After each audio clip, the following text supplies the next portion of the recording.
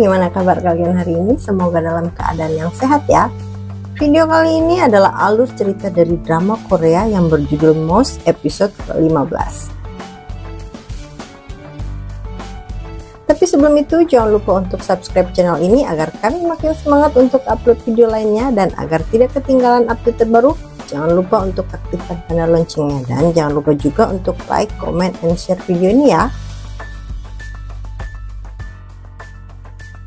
Sekarang kita lanjut ke videonya. Barem akhirnya kembali teringat semua ingatan lamanya, ingatan dari semua perbuatannya selama ini. Hal itu membuat Barem merasa sangat syok.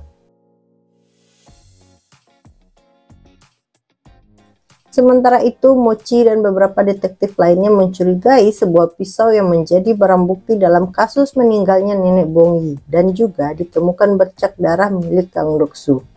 Menurut Mochi, saat pertama kali pisau tersebut diamankan pihak kepolisian, tidak ada bekas retakan apapun.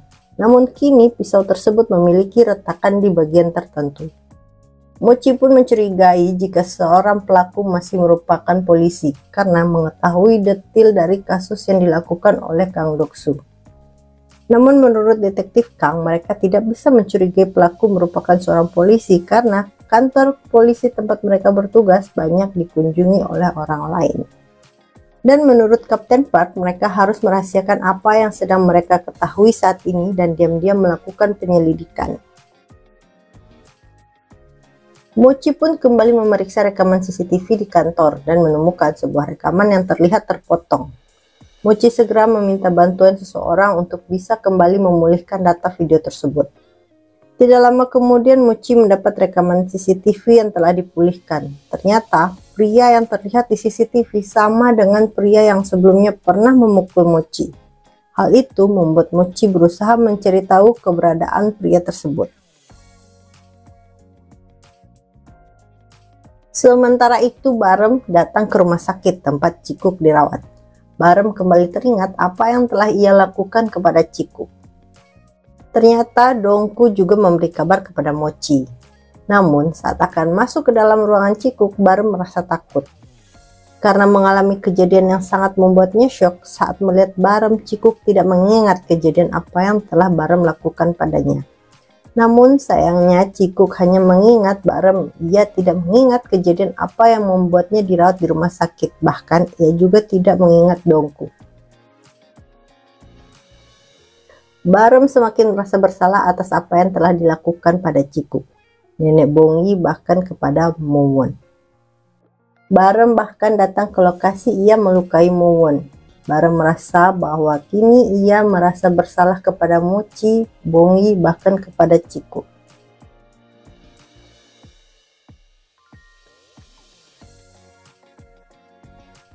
Sedangkan Mochi merasa ada sesuatu yang aneh dari sikap Cikuk saat bertemu dengan Barem di rumah sakit. Barem pun teringat dengan salah satu korbannya, yaitu Hankuk, yang sampai saat ini belum ditemukan oleh polisi. Barem ingin mengembalikan Hankuk kepada keluarganya walaupun sudah dalam keadaan tidak utuh lagi. Namun saat Barem datang kembali ke ruang persembunyian yang ia temukan, justru ruangan tersebut telah dalam keadaan kosong dan bangunan rumah lama Barem akan segera dihancurkan. Barem segera menemui Daniel dan menanyakan keberadaan Hankuk. Namun Daniel hanya mengatakan bahwa ia tidak mengetahui apapun mengenai Hankuk. Barem pun merasa bahwa ada orang lain yang juga mengetahui jati diri Barem yang sebenarnya. Mochi pun kembali mendatangi Cikuk, namun Mochi justru melihat Cikuk seperti sedang bermimpi hal yang buruk. Mochi yang masih penasaran dengan sikap Cikuk kepada Barem kembali mendatangi rumah tahanan tempat di mana Cikuk dilukai oleh Barem. Sedangkan Barem masih dalam kondisi syok, justru melihat ibu Hankuk sedang berusaha mencari anaknya. Dan saat Barem akan mengakui semua perbuatannya kepada ibu Hankuk, tiba-tiba saja sebuah berita mengatakan bahwa polisi telah menemukan jasad Hankuk di sebuah gedung tua. Mendengar hal itu, Mochi bahkan Barem langsung menuju ke lokasi. Mochi merasa bersalah karena ia terlambat menemukan Hankuk sesuai dengan permintaan Barem saat itu. Barem pun yang akhirnya menemukan jasad dari korbannya terdahulu merasa semakin syok. Barem kembali pulang ke rumahnya, namun saat akan mencoba melukai dirinya, tanpa sepengetahuan Barem, seseorang telah berada di dalam rumahnya dan memukul Barem. Setelah sadarkan diri, Barem justru melihat Daniel berada di dalam rumahnya. Melihat Barem yang terus bersikeras untuk melukai dirinya sendiri, Daniel pun memutuskan untuk menceritakan apa yang ia ketahui mengenai operasi otak yang dilakukan oleh Seo-jun, yang ternyata dulu pernah mengirimkan Daniel 2 ekor tikus hasil penelitiannya. Karena mengetahui niat dari Seo-jun, membuat Daniel akhirnya meneliti ulang tikus hasil penelitian Seo-jun, yang ternyata dalam jangka waktu 1 bulan tikus itu pun meninggal. Menurut Daniel, kemungkinan besar hal yang sama akan terjadi pada Barem. Daniel pun meminta agar Barem tetap mengejar para pelaku kejahatan dan berusaha untuk membersihkan nama baik Dr. Sung yang selama ini dituduh sebagai pelaku. Karena setelah melakukan tes, ternyata Dr. Sung hanya memiliki 1% gen dari Seo-jun, sedangkan sisanya merupakan gen jenius. Gen jenius dari Dr. Sung itulah yang sangat ingin merubah emosi Barem yang akhirnya memiliki rasa sedih dan menyesal setelah mengetahui semua perbuatannya. Barem pun berniat untuk memulihkan nama baik Dr. Sung agar tidak dianggap sebagai pelaku.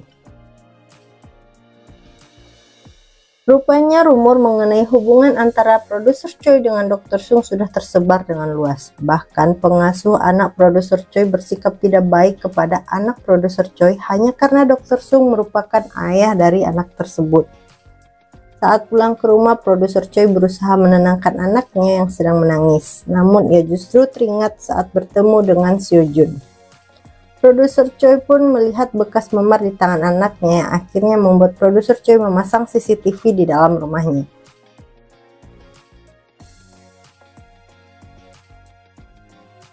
Sedangkan Bong Yi yang akhirnya mengetahui hubungan produser Choi dengan Dr. Sung memutuskan untuk tidak lagi datang bekerja.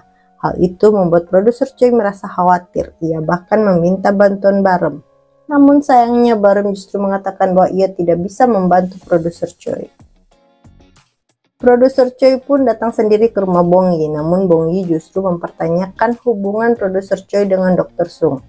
Tanpa sepengetahuan Bong Yi dan produser Choi, ternyata Barem mendengar pembicaraan mereka. Hal itu membuat Barem semakin merasa bersalah dan memutuskan untuk mencelakai dirinya sendiri agar Dr. Sung tidak lagi disalahkan atas apa yang telah diperbuat oleh Barem. Barem juga kembali teringat dengan kejadian yang dialami dirinya bersama dengan Dr. Sung. Namun tiba-tiba saja Cikuk menghubungi Barem dan mengajak Barem untuk bertemu.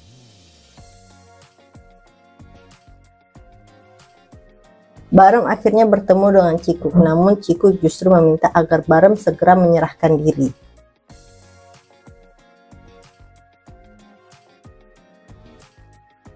Mochi yang masih penasaran dengan apa yang terjadi pada Cikuk menemui dokter yang merawat Cikuk dan melihat hasil pemeriksaan Cikuk yang membuat Mochi semakin yakin ada hal yang disembunyikan oleh Cikuk.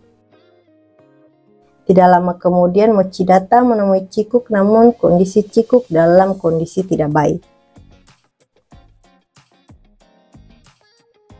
Apa yang sebenarnya terjadi kepada Cikuk dan sampai kapan Barem mampu menyembunyikan identitas asli dirinya? Sekian video kali ini, jangan lupa untuk subscribe, like, comment, and share video ini. Mohon maaf jika ada kesalahan, sampai ketemu di video selanjutnya.